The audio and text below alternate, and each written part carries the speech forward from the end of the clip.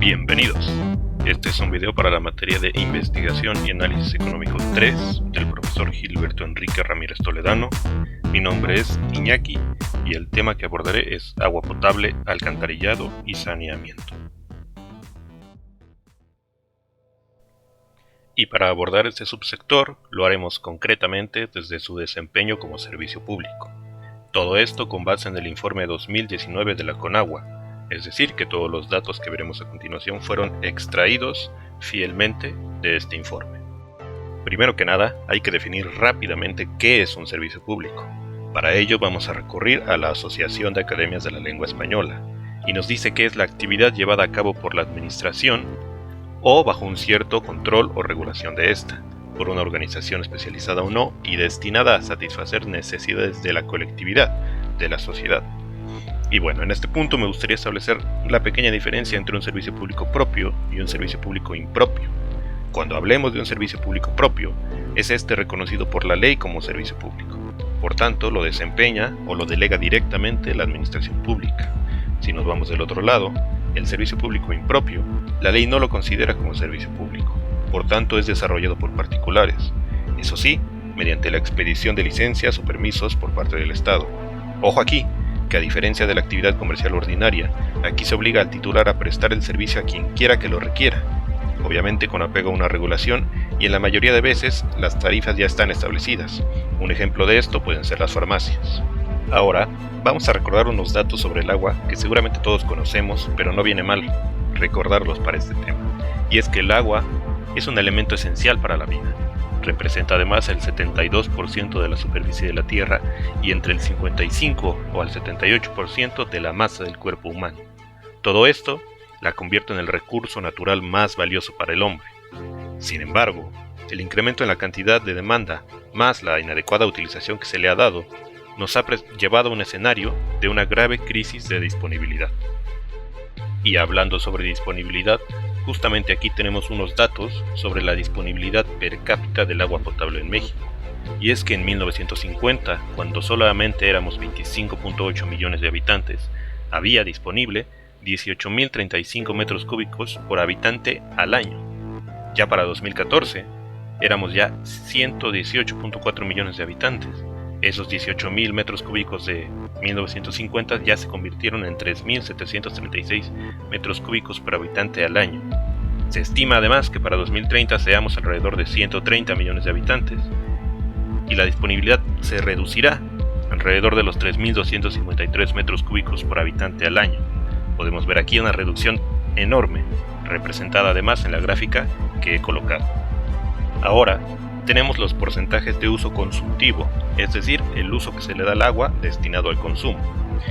Primero, el 15% se da al abastecimiento público, es decir, a través de las redes de tuberías a usuarios, industrias y servicios que están conectados a ellas. Con 4% está la industria autoabastecida, es decir, la industria que toma el agua directamente de ríos, arroyos, lagos, mantos acuíferos, etc. El 5% se destina a la generación de energía eléctrica y el 76%, es decir, la gran mayoría, se da al uso agrícola. Aquí además tenemos los porcentajes en una gráfica donde se puede observar mejor la gran mayoría de porcentaje que representa el uso agrícola. Recordarán que hace unos momentos mencioné la existencia de una grave crisis de disponibilidad. Sin embargo, no a toda la población le afecta por igual, pues los más afectados son evidentemente las poblaciones pobres, pues hay enfermedades relacionadas con la escasez y la contaminación del agua que mayoritariamente les afectan a ellos. Aquí resalté una frase que viene en el informe y dice: muchas de las enfermedades que afectan a la gente con menos recursos tienen su origen en ingerir aguas contaminadas, insectos o simplemente no tener acceso a este bien para la higiene básica. Aquí abajo tenemos los casos en 2018 de estas enfermedades: shigellosis, más de 3.000, fiebre tifoidea, 34.941, paratifoidea y salmonelosis, más de 90.000, intoxicación bacteriana, 31.683. Todas estas enfermedades pueden llegar a ser muy contagiosas y causan síntomas como diarrea, dolor abdominal, vómito, náuseas, sangrado, y la deshidratación que causan puede ser mortal en niños pequeños y adultos mayores. Esto resulta muy grave en las poblaciones pobres que no tienen acceso al agua. Aún así, En el informe hay unos párrafos destinados a describir lo que ellos llaman logros del gobierno federal. Yo lo puse entre comillas y ahorita veremos por qué. Pues nos dicen que han instrumentado políticas y planes que han hecho que el suministro de agua potable de diciembre de 2010, que había 10 millones de personas sin acceso a él, pasara a diciembre de 2015 con un 94.4% de cobertura, es decir, esos 10 millones sin acceso al agua potable se habían convertido ya en 6.7 millones. En cuestiones de alcantarillado, de diciembre de 2010, que había 11.5 millones sin acceso, para diciembre de 2015 se había logrado una cobertura de 91.4%. Ya en lugar de 11.5 millones sin acceso, ahora solo había 10.2. Textualmente, en la parte de abajo, puse lo que ellos describen como logro. Y nos dice, 3.3 millones de personas menos que carecen de agua y 1.3 millones de personas menos que carecen de alcantarillado. Logro considerable tomando en cuenta el incremento anual de nuestra población nacional. Así lo describen ellos. Si es un logro o no, ya lo dejo a su consideración. Ustedes se preguntarán, si este video sale desde la Facultad de Economía, ¿dónde están las cifras? Bueno, pues justamente vamos a pasar a lo que realmente les interesa, las inversiones en el subsector. Para ello, hay que conocer la política de inversión de la actual Administración Federal.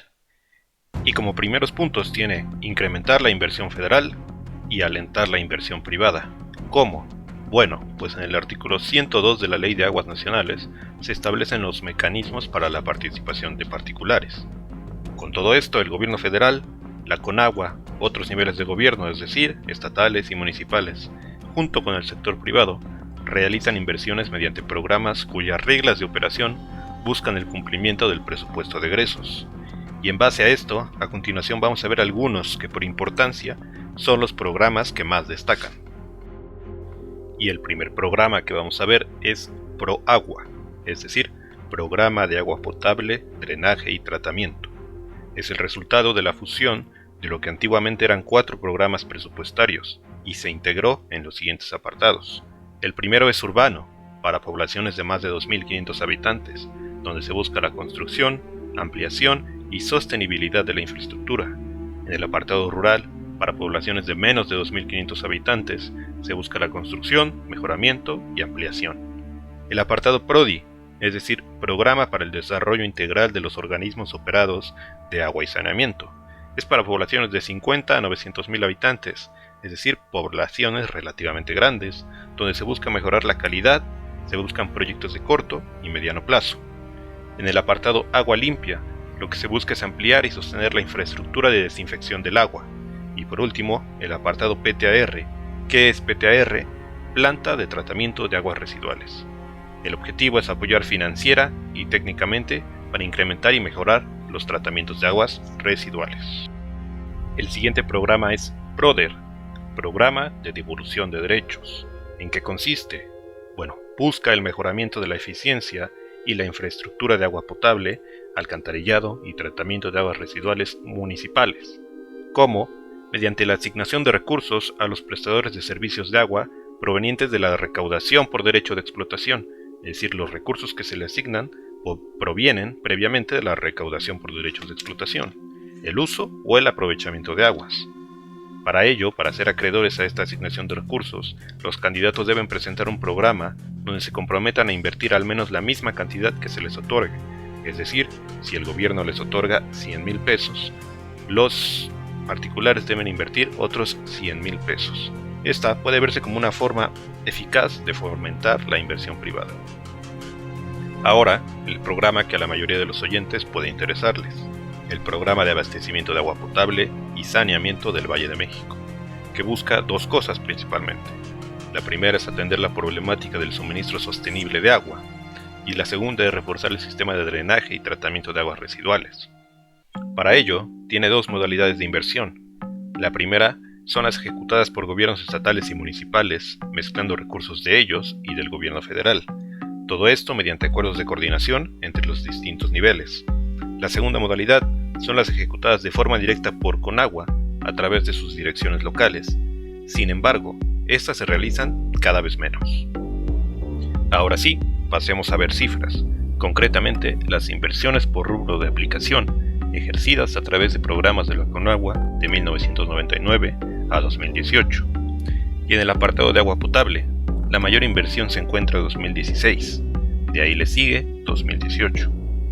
En cuanto a alcantarillado, la mayor inversión se realizó en 2015, en estos 20 años prácticamente, y 2018 está en tercer lugar después de 2011.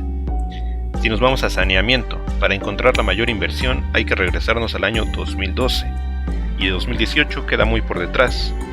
Ojo aquí que antes de 2011 esto puede parecer preocupante, pero antes de 2011 estábamos en estas cifras de 2018. Sin embargo, en 2011, 12 y 13 hay una subida considerable de la inversión en saneamiento. ¿Esto es lo que nos puede indicar? Pues la existencia de un gran proyecto, que si se llevó a cabo de la manera adecuada, puede explicar la posterior bajada de la inversión. Pero bueno, si nos vamos al apartado del mejoramiento de la eficiencia, en 2018 se cae al 10% prácticamente del promedio de los últimos años.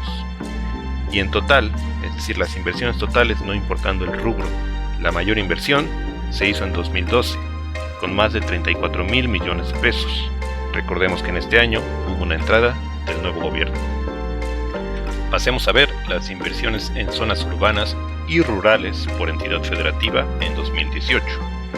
En cuanto a zonas urbanas, los dos estados que más invierten, Sinaloa y Ciudad de México, bastante por cierto por encima de los demás. En cuanto a zonas rurales, los que más invirtieron en 2018 fueron Puebla e Hidalgo. Aquí algo importante a resaltar, se puede entender el cero en la inversión rural en Ciudad de México, ¿no? Pero en Aguascalientes, Coahuila, Michoacán, Quintana Roo, Tlaxcala y Veracruz también se invirtieron 0 pesos en infraestructura rural. Evidentemente estos estados tienen bastante población rural, entonces se les está abandonando. Esto trae como resultado la enorme diferencia en los totales en las zonas urbanas y rurales. Hablando de totales, los estados que más invirtieron fueron Ciudad de México y Sinaloa, pero básicamente esto se debe a su inversión urbana. Otra cosa a resaltar que donde más se invierte, ya no como entidad federativa sino como zona, es en la zona metropolitana de la Ciudad de México. Sin embargo, siempre observamos noticias de que no hay agua en tal colonia, que es un reflejo del mal servicio de agua potable, y a la siguiente semana la noticia es que tal colonia se inundó. Esto refleja entonces un mal servicio de alcantarillado. Entonces, todos estos millones que se invierten en la zona metropolitana de la Ciudad de México, ¿a dónde van? O no son suficientes o se emplean mal. Conociendo ya estos pequeños datos sobre la inversión en el sector, vamos a ver ahora la cobertura, es decir, los resultados que se han obtenido con estas inversiones. Aquí tenemos las coberturas de agua potable y alcantarillado 2017, de acuerdo a la encuesta intercensal del INEGI. Por tanto, a 2017 había un 94.4% de cobertura en agua potable, aún con 8.9 millones de personas sin acceso a él. En cuanto a alcantarillado, la cobertura alcanzaba un 91.4%, todavía con 10.5 millones de personas sin acceso a él. Aquí tenemos la evolución de la cobertura nacional de agua potable de 1990 a 2015, donde los periodos donde más creció la cobertura, o sea, los mejores periodos, fueron de 1990 a 1995, donde creció 6.2%, y de 2010 a 2015, que creció 3.5%. Aquí tenemos un mapa, como el que aprendimos a desarrollar a lo largo del curso, donde el azul más claro muestra las entidades federativas con mayor cobertura de agua potable, concretamente una cobertura mayor o igual al 96%. Por el contrario, el azul oscuro muestra las entidades con menor cobertura de agua potable, o sea, la cobertura menor 94.4%. Hay que recordar que esta cobertura es a año 2015, pero esto lo veremos mejor en la siguiente imagen, con cifras ya concretas. Ya con las cifras en pantalla, me gustaría resaltar las 3 entidades federativas con mayor cobertura. En primer lugar, Aguascalientes con 99.1%, Colima con 99%, Tlaxcala con 98.8%. Después viene la Ciudad de México. Y si observamos la gráfica, a partir de Morelos se encuentran las entidades federativas que están por debajo del promedio nacional. Hay que ver que en los últimos lugares tenemos a Oaxaca con 85.4% de cobertura y Guerrero con solo 84.2%. Ya para cerrar, tenemos las conclusiones. Y recordemos que a 2017 casi 9 millones de personas no tenían acceso al agua potable y más de 10 millones tampoco tenían acceso al alcantarillado. Otro dato es que en 2018 se invirtieron 20.016 millones de pesos en el subsector. Sin embargo, concluimos que falta inversión en las zonas rurales. Además, las exigencias crecen y crecerán. ¿A qué me refiero con esto? Antes, la exigencia para el gobierno era solamente garantizar la cobertura. Ahora, la exigencia es garantizar la cobertura y el tratamiento de aguas. ¿Qué vendrá en el futuro? El agua se agota y las exigencias crecerán.